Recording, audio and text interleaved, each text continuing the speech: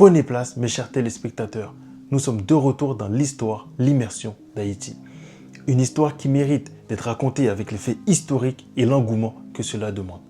Nous aurions dû poursuivre sur l'histoire de Saint-Domingue, mais nous allons nous arrêter sur un fait historique que l'histoire coloniale a voulu effacer. Car oui, avant l'esclavage, avant Saint-Domingue, avant la traite, il y a eu une résistance indigène, menée par un homme dont l'histoire coloniale a cherché volontairement à effacer. Son nom, Kaonabo. Kaonabo n'est pas un simple détail de l'histoire d'Haïti, mais c'est l'un des plus grands résistants d'Haïti. Thomas Madjou écrit d'ailleurs à ce sujet que Kaonabo fut l'ennemi le plus redoutable que rencontrèrent les Espagnols sur l'île. Cette phrase est lourde de sens car elle montre que dès la première minute, dès la première seconde de colonisation, elle rencontra une opposition ferme. La logique voudrait que je vous explique qui était Kaonabo. Kaonabo était un cacique, car oui, l'île était divisée en 5 royaumes distincts, dirigés chacun par un cacique. Kaonabo était le cacique de Maguana. C'était un chef militaire, politique, avec une grande lucidité. Bien évidemment, il n'était pas chef par hasard. Il commandait car il comprenait. Il était capable de montrer, de prouver au monde entier qu'il était un stratège hors norme. Et je cite Thomas Madjou, une fois n'est pas coutume, qui nous explique que Kaonabo se distinguait parmi les caciques par son intelligence, son courage et son esprit de commandement. Cela casse idéalement l'image que renvoyait l'histoire coloniale comme quoi Kaonabo était un sauvage. Kaonabo eut la capacité de comprendre très tôt la menace espagnole. Il comprit très vite que les Espagnols ne venaient pas sur l'île en tant que simples visiteurs, mais pour envahir. C'était une réelle invasion.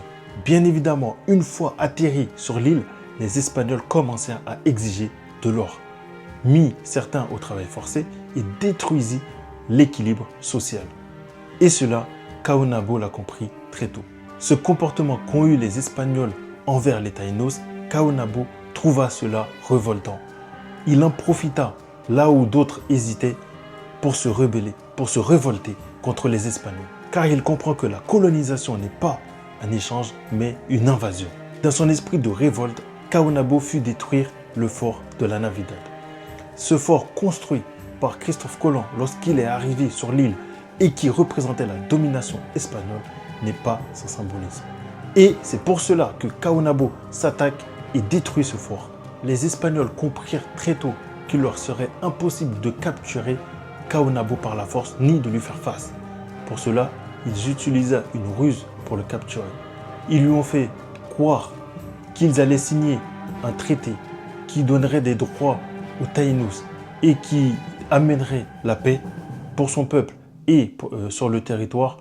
Ils en profita pour l'enchaîner et le capturer. Souvent, parmi les faits historiques, il y a toujours une empreinte qui reste dans la mémoire populaire et qui se transmet de génération en génération. Cette empreinte est la chanson « Kaonabo fut mis en prison à Isabella ». Cette chanson qu'on retrouve dans les écoles haïtiennes, parmi la population haïtienne ou parmi la mémoire populaire haïtienne, existe encore jusqu'à aujourd'hui. Cette chanson ne vient pas des livres coloniaux, elle vient explicitement du peuple. Elle raconte que Kaonabo fut mis en prison à Isabella. Qu'est-ce que Isabella? Isabella est la première ville coloniale des Espagnols sur l'île. Et c'est ici même que fut amené Kaonabo lorsqu'il a été pris, humilié, enchaîné et déporté dans la prison Isabella. Bien évidemment, une fois n'est pas coutume, l'histoire veut que les résistants, ceux qui résistent, disparaissent. C'est pour cela que Kaonabo fut pris, embarqué de force, mis sur un navire espagnol, direction Espagne. L'objectif de cette mission était d'effacer Kaonabo et ses actes de résistance de la mémoire populaire, de la mémoire collective. Sauf que, en pleine navigation, en pleine mer, le bateau se chavira. Kaonabo, enchaîné, ne put se libérer et mourra ce jour-là. Le nom du bateau n'a pas été retenu par l'histoire, mais la mort de Kaonabo fut un symbole dans la tête, dans les mémoires collectives et populaires. Et j'aimerais m'attarder sur ce fait. Kaonabo n'est pas une légende, il est une réalité historique. réhabiliter Kaonabo auprès de la mémoire populaire, la mémoire collective, dans les manuels scolaires, musées et dans les annales, c'est réparer notre mémoire collective. C'est aussi comprendre que l'histoire d'Haïti ne commence pas par l'esclavage, mais par la résistance. Cette résistance, cette résilience qui doivent être transmises dès le plus jeune âge, de génération en génération, pour former, pour aguerrir. À très bientôt, mes chers téléspectateurs. L'histoire continue. Abonnez-vous, likez, activez la cloche, car d'autres histoires, d'autres faits historiques arrivent très bientôt sur cette chaîne.